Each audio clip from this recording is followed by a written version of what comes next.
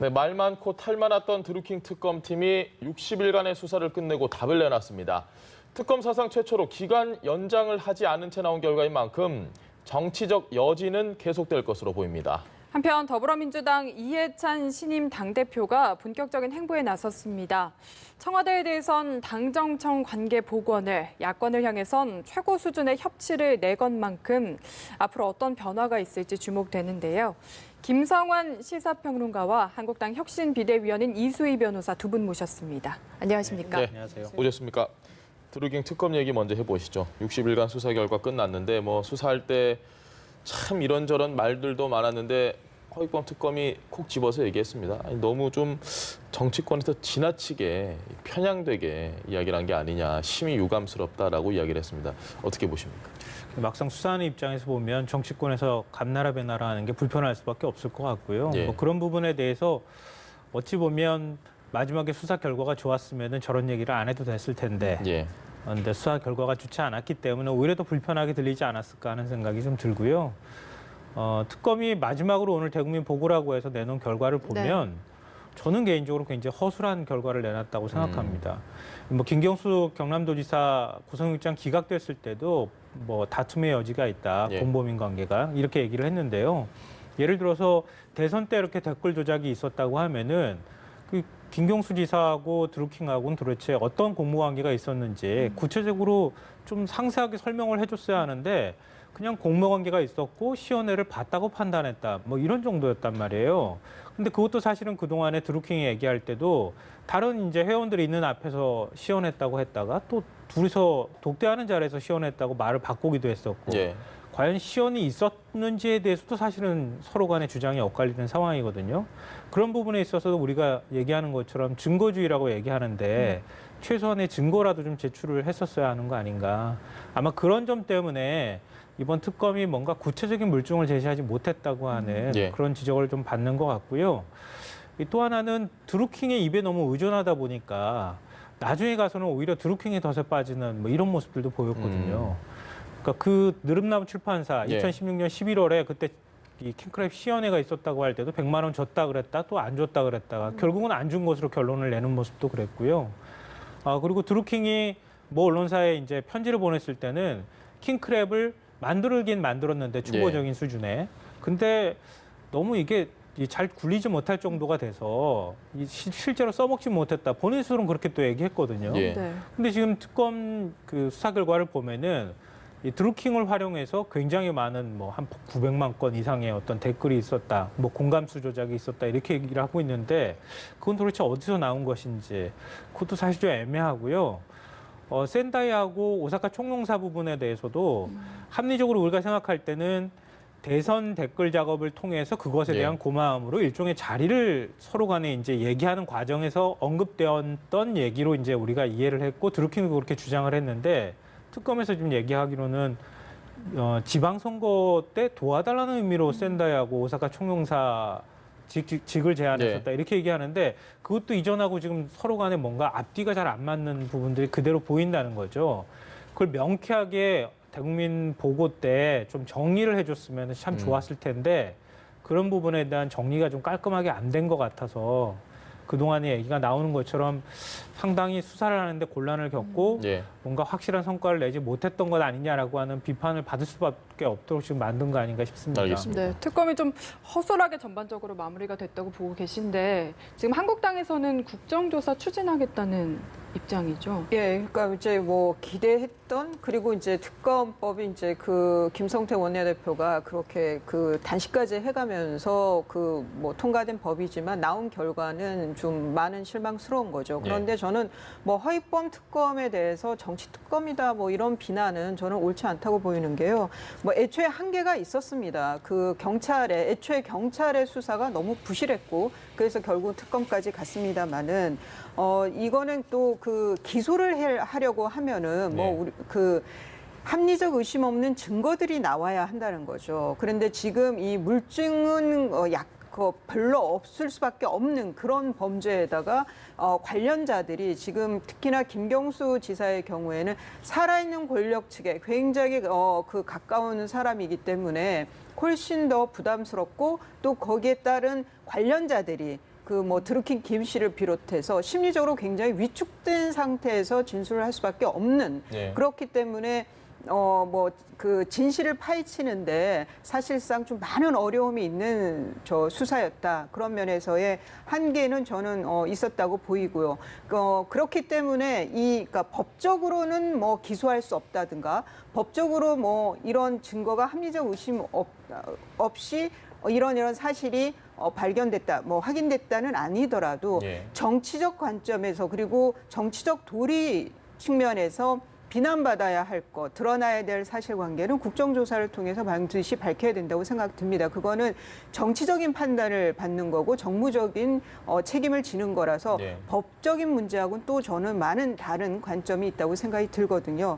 그래서 그 국정조사는 저는 뭐 그 자유한국당에서 네. 뭐 그거는 꼭 찾아내야 되는 그 과제 중에 하나이고 하나는 이제 지금 허위범 특검의 경우에는 이제 오늘 그렇게 발표를 한 거는 기소 후지만 뭐 피의 사실에 대해서 좀 그러니까 이 검사의 성격에 따라서 이런 내용도 좀 달라지는데요. 네. 이전에 박영수 특검이 굉장히 이렇게 뭐랄까 적극적이고 예. 그리고 이렇게 좀 과시적이라고 한다면 허위범 특검은 그건 아니었던 것 같아요. 그리고 아쉬운 거는 노회찬 의원의 뭐 그런 사망이 예. 좀 많은 그 허위범 특검 측을 위축을 시킨 것 같은데 그 부분은 좀 아쉬운 거는 좀 노회찬 의원과의 그 돈이 왔다 갔다 한 정황이 나오면서 이걸 통해 가지고 그 도모 변호사를 네. 구속을 시키고 그러면 인신 확보가 되면은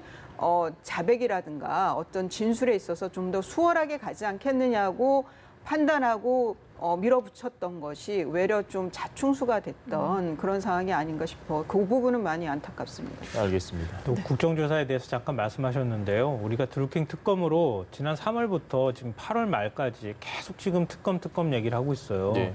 근데 국정조사를 해서 실체적 진실을 밝혀내기는 어렵거든요. 결국 이제 정치적 공방으로 흐를 가능성이 매우 많고 이전에 우리가 국정조사를 했던 사안들이 대부분 그런 식으로 끝났습니다. 네. 근데 지금 이 시점에서 국정조사를 또 하게 되면은 또 정치적인 문제를 가지고 이거 가지고 싸우게 되거든요. 예. 그러니까 저는 국정조사에서 실체를 밝히기 쉽지 않은 상황이라 그러면 국정조사가 별로 실익은 없다. 정치적 공방으로 흐를 가능성이 높다 이렇게 생각을 하고요. 네.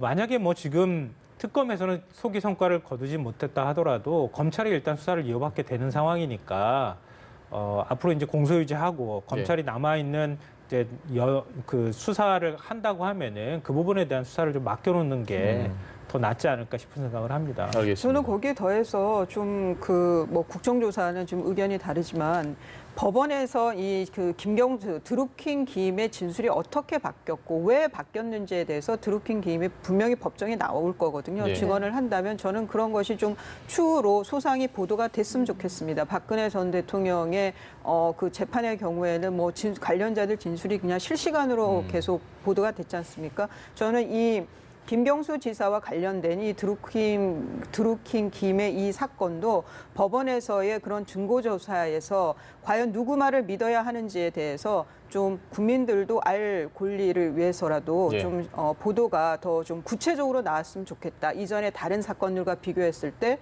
보도되는 양이 너무 적은 거 아닌가 하는 생각도 알겠습니다. 듭니다. 민주당 얘기로 좀 주제를 바꿔보겠습니다. 이해찬 신임 당대표가 과연 앞으로 민주당을 어떻게 이끌지는 모르겠지만 분명한 건 청와대와의 관계, 뭐 사실 민주당 패싱 얘기도 과거에 몇 차례 있었고요. 네. 근데 지금 상황에서는 이제 뭐 정치적인 대선배기도 하고 뭐 알던 분들도 많고 앞으로 청와대와 민주당의 관계 어떻게 좀 형성이 될 거라고 예상하십니까? 근데 뭐 저는 반농담 삼아 얘기하는데요. 예. 이 정치적 경륜은 이해찬 대표가 7선이니까 당연히 예. 많을 수 있는데요. 문재인 대통령하고 나이는 한 살 차이밖에 안 나요. 근데 사실 뭐 문 실장이다 뭐 이렇게 얘기를 했다 예. 그래가지고 한번 논란이 된 적은 있었지만 뭐 누가 누구를 불편해하는 그런 관계는 또 아닐 수 있다 이렇게 생각이 되고요. 한 가지 분명한 사실은 그동안에 문재인 대통령이 지나치게 많이 부각됐고 청와대가 많은 정치적 부담감을 줘온 게 사실입니다. 그러니까 국정 운영을 하는 데 있어서 집권 여당이 해야 될 역할이 분명히 있거든요. 근데 집권 여당은 사실 문재인 대통령 지지율이 얹혀져서 갔다는 거죠. 네. 제대로 된 자기 존재감을 못 보였기 때문에 네. 오히려 집권 여당으로서의 책임성과 존재감을 보여야 할 때가 왔다. 그런 면에서 이해찬 대표가 좀 더 강한 여당이 된다고 얘기하는 것은 오히려 너무 존재감이 없었기 때문에 더 오히려 맞는 말이 될 수도 있다고 생각하고요. 다만 이제 일각에서 얘기하는 것처럼 또 너무 지나치게 존재감을 드러내면 청와대가 오히려 부담스러운 거 아니냐 이렇게 예. 얘기는 하는데요. 최근에 뭐 올드보이 얘기도 하지만 저는 뭐 올드보이에 대해서 여러 가지 비판적인 그 지점이 비판할 예. 소지가 있다고 보거든요. 예. 근데 다만 올드보이는 거꾸로 말하면 그만큼 경륜을 가지고 있다고 하는 얘기가 될 수 있거든요.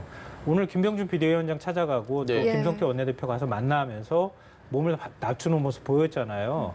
그런 것처럼 최소한 그 정도 중량감 있는 정치인들이 당대표가 되면 그동안에 뭐 하다못해 마구잡이로 싸우는 것처럼 단식하고 안 되면은 막 강짜 부리듯이 이렇게 하는 정치보다는 좀 명분 있는 정치를 하는 모습을 좀 보여줄 것이다.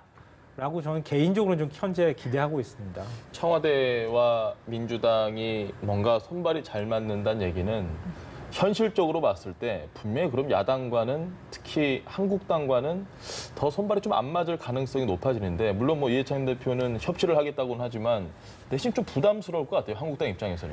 이해찬 그 신임 대표의 경우에 이제 지난 2017년 조기 대선 무렵에 탄핵 정부 그 무렵에 자유한국당을 적폐 대상으로 예. 하면서 좀 보수 세력 전반에 대해서 좀 표현을 제가 워딩은 그대로 옮길 수는 없습니다만은 좀 없어져야 할 그런 아주 강한 예, 이야기가 아주 강하게 그런 세력으로 그 규명한 적이 예. 있어요. 그래서 그 생각이 바뀌었는지 안 바뀌었는지 모르겠습니다. 한 1년 이상 시간이 지났는데 뭐 협치를 얘기하는 것이 만약 그런 생각이 있으면서 협치를 얘기한다라고 하면은 그거는 좀 믿을 수가 없는 거죠. 하지만 제가 말씀드리고 싶은 거는 이제 뭐 일각의 보수 세력 그 보수 분들 중에서는 이해찬 대표가 된 것이 자유한국당에 반사이익이 있을 거다 뭐 이런 전망을 하시는 분들도 있어요. 워낙 강성 이미지가 예. 강하다 보니까. 그런데 그렇게 되면은 고생하는 거는 서민이고 걱정이 되는 거는 대한민국의 장래라는 거죠. 그래서 저는 이해찬 신임 대표가 이전에 그런 말씀을 한 적은 있지만 지금 말하는 협치가 진심이길 바라고 예. 그리고 야당을 정말 국정 파트너로서 잘 대우를 해주기를 기대합니다. 알겠습니다. 지금 뭐 목소리를 세게 낼 수가 없어요. 집권여당 대표가. 왜냐하면은 129석을 갖고 있는 집권여당이에요. 네. 과반을 갖고 있는 집권여당 대표 같으면은 뭐 아쉬우면 나한테 와라 이렇게 얘기할 수 있겠지만 지금은 야당의 협조를 받지 않으면 아무것도 할 수 없는 대표거든요. 그러니까 이해찬 대표가 그동안에 뭐 독선적이다, 뭐 버럭 총리다, 뭐 별의별 불통 이제 이미지도 있고, 예, 네. 뭐 하다못해 독사랑 비교되는 일을 있고 그랬는데 그렇게 해가지고는 지금 집권 여당으로서 리더십을 만들 수가 없어요. 오히려 지금 아쉬워해야 할 쪽은 여당이거든요. 예. 그러니까 오히려 이런 구도가 사실은 진짜 정치력을 보여줄 수 있는 구도라고 저는 생각해요. 그러니까 이럴 때 더 야당한테 협조를 잘 구해내는 방법이 뭘까? 예를 들면 뭐 하다못해 이 정치라고 하는 게 여러 공학적인 방법들이 있을 수 있겠지만 자유한국당이 협조 안 하면 나머지 야삼당의 협조를 어떻게 구할 것이냐? 예. 그러면 자유한국당을 협조를 받을 수 있으면 그러면 다른 야당은 어떻게 할 것이냐? 이런 것에 대해서 좀 정치적으로 최소한의 기술적으로 어떻게 국민의 마음을 끌어가면서 정치를 할 수 있는지 여당 대표로서 그런 모습들을 보여주길 아마 국민들도 좀 기대할 거라고 봅니다. 지난 1년을 쭉 돌이켜 보면 사실은 자유한국당은 굳이 뭐 이렇게 안 끌고 가더라도 다른 야당들 있지 않습니까? 뭐 평화당이나 정의당이나 혹은 뭐 그 당시 바른정당 국민의당이나 그러니까 어쨌든 한국당 보수야당은 조금은 이렇게 크게 뭐 우리가 안고 가지 않아도 된다 뭐 이런 식으로 갔던 흔적들이 있어요. 과거에 뭐 여러 법안들이나 이런 걸 보면 결국은 뭐 그냥 나머지 분들하고만 이렇게 좀 잘 협치를 해서 그러니까 이런 부분에 대한 우려를 좀 하시는 부분들도 있는 것 같은데. 그래서 이제 무슨 연대 뭐 이런 표현을 예. 많이 사용했잖아요. 그러니까 개헌 같은 경우에는 야삼당을 모아서 개헌 연대를 만들어서 그때 뭐 개헌을 하자. 지금 이제 선거제 같은 경우에도 선거구제 연대를 만들자 이런 얘기를 하기도 하고 그랬었거든요. 근데 그런 것도 하나의 방법이 될 수도 있다고 봅니다. 근데 사실은 자유한국당을 빼놓고는 현실적으로 어려워요. 국회 선진화법 때문에 법안 하나 통과도 쉽지 않은 게 현실이거든요. 근데 저는 이제 좋은 모델이 하나 있다고 생각하는데요. 예. 최근의 사례로 특활비 폐지했던 모습. 그러니까 결국은 이제 어찌됐든 때밀려가지고 문희상 국회의장이 그럼 같이 폐지하자 이렇게 얘기를 했다 하더라도 그래도 어찌됐든 간에 모든 당들이 다 대체적으로 공감해서 만들어진 것들이잖아요. 그런 것처럼 문희상 국회의장이 그래도 뭔가 자꾸 의견을 제시하고 네. 집권 여당으로서 그 제1야당하고 함께 풀어야 될 부분이 있다 그러면 좀 푸는 모습도 보여주면서 그렇게 하나하나씩 풀어가는 모습 만들면 어떨까 싶어요. 알겠습니다. 국민이 무서운 것도 좀 눈치 좀 보고요. 예. 근데 네. 이제 협치라는 게 어려운 문제를 가지고 이게 책임을 나눠지자 이런 그거는 협치가 아니라는 거죠. 지금 뭐 남북 정상회담을 하는데 여당 야당 다 의원들 국회의회가 같이 네. 가자라는 제안 같은 경우에 그런 거는 뭐 한국당 입장에서는 지금 북핵 진전이 전혀 없는데 같이 갈 수는 없는 거죠. 뭐 어떤 그런 약간 좀 트랩을 그러니까 약간 미끼라고 그러니까 덫을 네. 놓는 것 같은 그런 건 절대 협치가 아니죠. 그러니까 뭐 경제 문제 같은 경우에도 지금 경제가 어렵다 그럼 하면 대안을 제시해봐라. 뭐 이런 거는 협치가 아니라는 거죠. 그러니까 떠넘기긴 거고 그냥 모양만 그 협치 얘기를 듣겠다는 거고 진정한 협치는 어떤 정책에서 부작용이 나왔을 때 야당에서 그런 문제 제기 지금 제일 많이 나오는 게 소득주도 성장 같은 경우에 이거는 문제가 있다. 이거는 분배일 뿐이지 성장 모델이 아니다라는 지적을 하면서 현장에서 이런 목소리들이 있으니 바꿔달라. 좀 그런 그 제안에 대해서 여당 대표가 야당에서 이런 의견이 있으니 청와대가 좀 이거는 받아들여 달라라든가 이런 가교 역할을 해주고 하는 것이 진정한 의미의 협치라는 말씀을 좀 꼭 드리고 싶습니다. 알겠습니다. 네, 지금 근데 소득주도 성장을 그렇게 포기하라 그러면 포기할 수 있을까요? 그렇게 협치한다 그러면 아니, 아무것도 안 될 것 같은데 제가 볼 때는. 포기하라는 것이 그러니까 이런 현장과 지금 그러니까 소득 주도 성장의 그 원리 자체가 말이 안 된다, 비논리적이라고 비판하시는 분들도 많아요. 경제 전문가들은. 네. 그건 차치하고. 근데 어쨌거나 소득 주도 성장을 근데 이것이 성장 모델이 아님에도 불구하고 마치 이게 성장 정책인 것처럼 얘기를 하면서 막상 나오는 세부적인 내용들을 보면은 세금으로 보존하는 것이 많단 말이죠. 그리고 또 현장에서 원하는 대로 시장이 돌아가지도 않고 그러면 이런 그 고언들에 대해서 야당의 고언들에 대해서 청와대는 지금 어제 토요일 날 기자간담회에서 없다, 뭐 궤도 수정 없다라고 아예 못을 박았지 않습니까? 그러면은 여당 당 대표가 그런 데서 좀 가교 역할을 해주는 거 그런 것이 정말 이해찬 신임 대표가 노련한 그 경륜을 통한 노련함을 보일 수 있는 좀 첫 번째 시험대가 아닌가 싶어요. 첫 문제일 것 이 같아요. 문제에 대해서 토론하면 시간이 한두 제 분. 네, 말이 그래서 되는데요. 넘겨보도록 제가 하겠습니다. 가교 역할을 이것만 하려고 제가 했는데. 한 30초만 얘기했으면 네. 좋겠는데요. 그러니까 이제 그 서로 간에 상대방 것을 포기하라고 하기보다는 예를 들어서 자유한국당이 규제 완화 또 혁신 성장에 좀 더 방점을 찍어라. 소득 주도 성장의 분배의 문제라면 분배 문제도 심각하니 그 부분 일정 존중하고 혁신 성장이나 아니면 규제 완화에 좀 더 속도감 있게 내라. 이러면 서로 간의 것들이 균형이 맞춰지잖아요. 네. 근데 우리는 소득 주도 성장 받아들일 수 없으니까 당신 포기해. 이런 방식으로는 서로 간에 얘기가 안 된다는 거죠. 그런 알겠습니다. 것들에 대한 조율이 좀 있어야 되는 거 아니냐는 거죠. 알겠습니다. 네, 좀 이야기 넘겨서요. 민주당 내부로 들어가서 전당대회 후유증은 있을 거라고 보시는지 궁금한데 이해찬 신임 대표가 지금 넉넉한 차이로 이기기는 했는데 과반을 넘기진 못했거든요. 어떻게 예상하십니까? 이 과반을 넘겼으면은 아마 너무 지나치게 또 한쪽이 쏠렸다는 게 나왔을 것 같다는 예. 생각이 들긴 하는데요. 그런 면에 있어서 저는 그렇게 너무 과하지도 너무 적지도 않은 득표였다고 생각해요. 너무 또 적게 됐으면 또 다른 얘기가 있었을 것 같거든요. 근데 이번에 이제 그 당대표 선거를 하면서 일각에서 이제 친문 세력이 분화하는 거 아니냐. 네. 예를 들면은 이제 김진표 후보를 지원했던 전해철 의원 같은 네. 경우에 결국 친문인데 이해찬 대표하고는 결국 다른 길을 걸었던 거 아니냐. 또 이해찬 대표하고 이재명 지사하고는 일종의 연대를 하고 있는 상황이었는데 그 부분이 앞으로 어떻게 될 거냐 이제 그런 부분에 대한 관심들을 많이 갖게 되는데요. 네.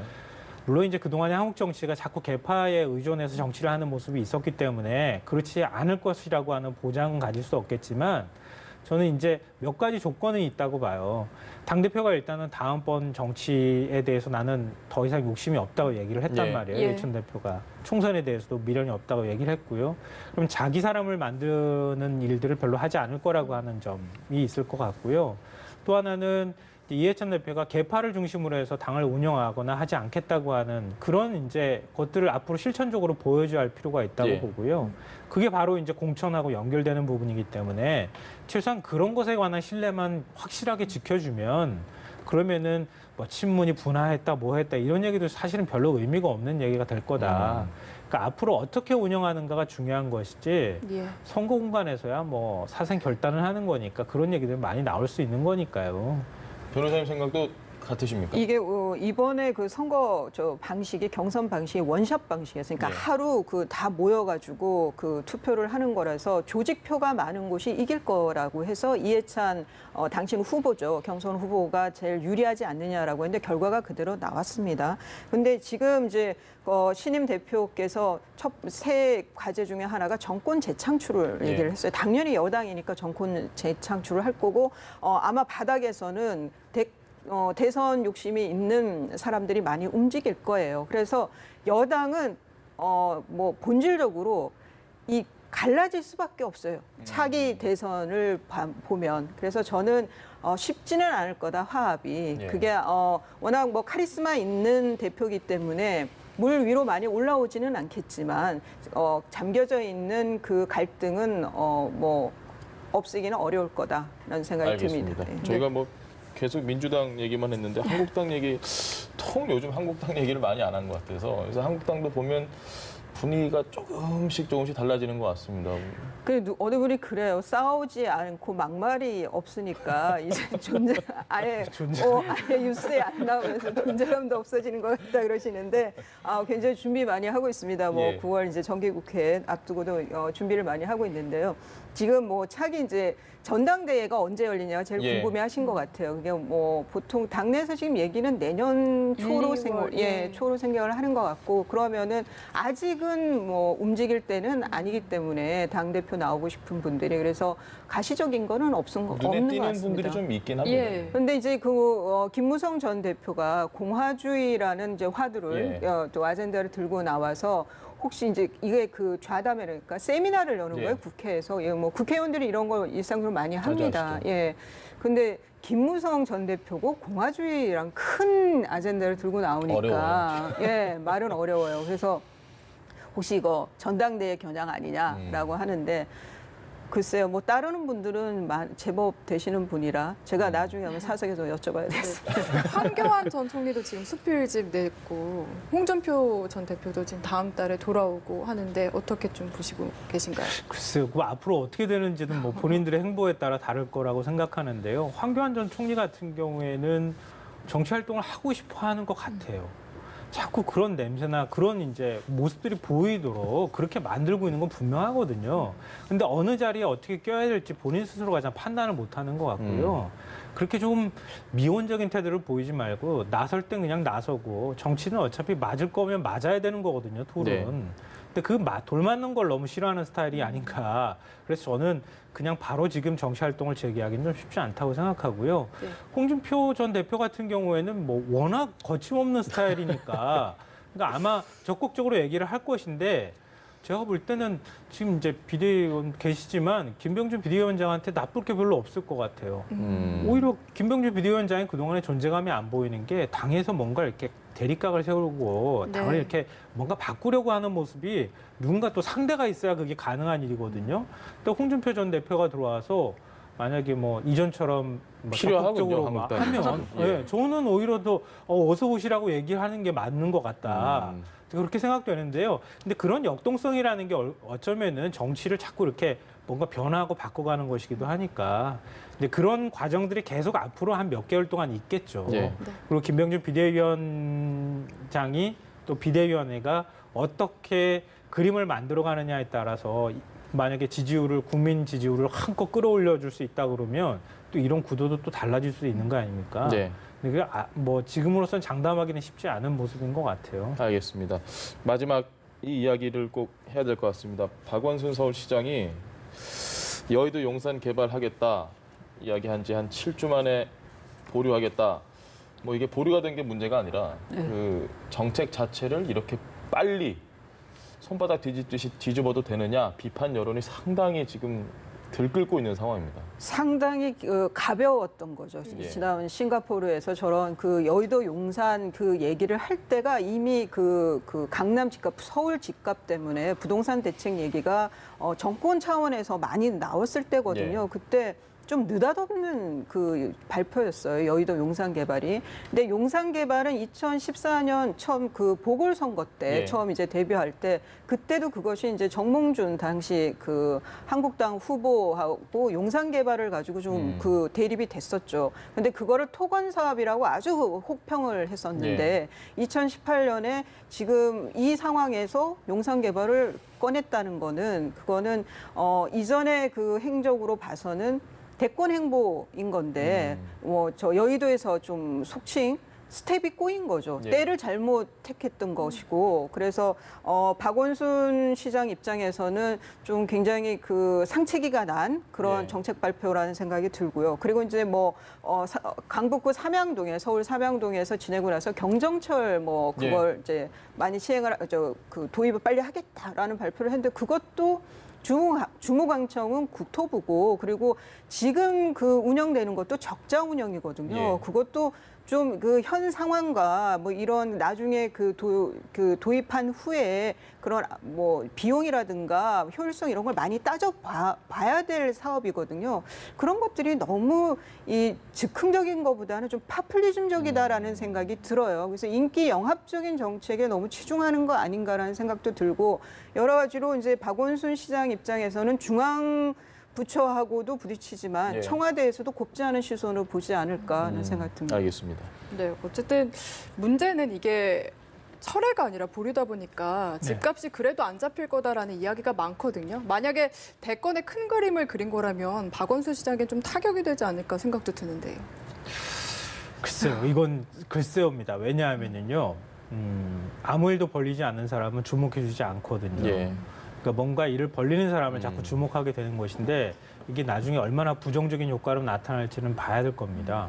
근데 정치 공학적으로만 얘기를 하자 그러면 어쨌든 전체 판을 흔들어 놨단 말이에요. 박원순 시장 입장에서는 더군다나 물론 이제 그 부동산 정책만큼 이익을 보는 사람과 거기에 따라서 이 손해를 보는 사람이 아주 극명하게 갈리는 정책이 없어요. 예. 그러니까 그런 면에 있어서 만약에 대선 프로젝트로 이걸 한다 그러면 그게 꼭 나쁘게만 작용할 거다 우리가 단정하기 좀 어려울 것 같고요. 예. 다만 이제 현 정부하고의 어떤 정책적인 조율이라는 측면에서 보면은 박원순 시장이 용산하고 여의도 개발은 분명히 잘못된 시그널을 준 건 맞습니다. 제가 네. 볼 땐.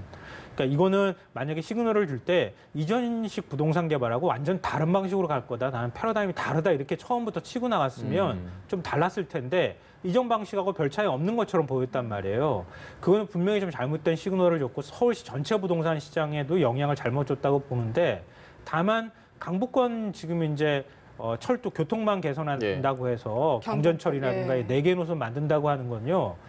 서울시장 입장에서 정부한테 허락을 득해야 발표할 수 있는 건 또 아닐 수 있거든요. 근데 그걸 마치 다 허락을 받아서 발표해야 되는 것처럼 말하는 것은 지금 타이밍상으로는 좀 불편함이 있었다 하더라도 서울시장 차원에서 실제 한 달 동안 옥탑방살이 하면서 그 다음에 구상해서 내놓은 것인데 네. 그걸 다 없다고 얘기하기에는 아마 박원순 시장 입장에서도 어려울 것이다. 이 부분은 앞으로 어떻게 풀어나가느냐에 따라 좀 다른 차원으로 아마 좀 정책이든 전개가 될 가능성이 저는 개인적으로 있다고 봅니다. 근데 그걸 무조건 막 막아서 될 문제는 또 아닌 것 같아요. 네. 그러니까 이게 여의도 용산에 지금 관심을 쏟을 때냐 아니면은 뭐 서울 지방 뭐 서울시장이니까 강남 강북의 이런 큰 개발의 편차 같은 거 이런 거를 어떻게 그 좀 줄일 거냐 아니면 강남의 교육이 특화되어 있고 그쪽에만 집중되어 있는 걸 어떻게 좀 분산을 시킬 거냐 이렇게 큰 그림에서의 개발 계획이라든가 뭐 이런 도시 계획을 얘기를 했어야 하는데 이전부터 나왔던 개발 계획을 좀 다시 틀면서 그것도 타이밍을 잘못 맞춰서 그러면서 이렇게 좀 된소리를 맞는 것 같습니다. 포퓰리즘 같다라고 이수희 변호사께서는 그런 느낌이 좀 없지 않다라고 말씀해 주셨는데 그에 대해서는 어떻게 생각하십니까? 그래서 저는 강북권을 그렇게 교통망을 획기적으로 개선하려고 한다거나 또 예. 그거 발표할 때 이거는 기존의 개발 계획하고 다르고 재건축 계획이나 이런 거하고는 좀 다른 차원의 계획이라고 밝혔거든요. 예. 그것조차 포퓰리즘이라고 얘기하기는 좀 무리가 있다고 봅니다. 그러니까 그건 아마 서울 시민분들이 다 알고 계실 거라고 봐요. 강북하고 강남권이 얼마나 큰 격차가 있는지. 예. 그럼 그걸 그냥 두자는 얘기냐라고 물어봤을 때 그건 또 아니라고 말할 것 같거든요. 그러니까 우리가 좀 정교하게 생각해야 할 부분이 정책이 지금 나오는 게 가장 타이밍상으로 맞는 것인지 또 이걸 어떻게 실효성 있게 끌고 가기 위해서 정부의 협조를 어떻게 얻을 것인지 그런 것까지 다 아마 조율이 좀 됐으면 훨씬 더 좋았고 정부하고 같이 입을 맞춰서 한꺼번에 그런 얘기를 좀 아주 계획적으로 얘기가 나왔으면 훨씬 좋았을 텐데 지금 정부 쪽에서 협의가 사전에 됐는데 네. 부동산 시장 때문에 불편함을 느끼는 것인지 박 시장이 일방적으로 한 것인지는 제가 아직 확인을 못한 것 같아요.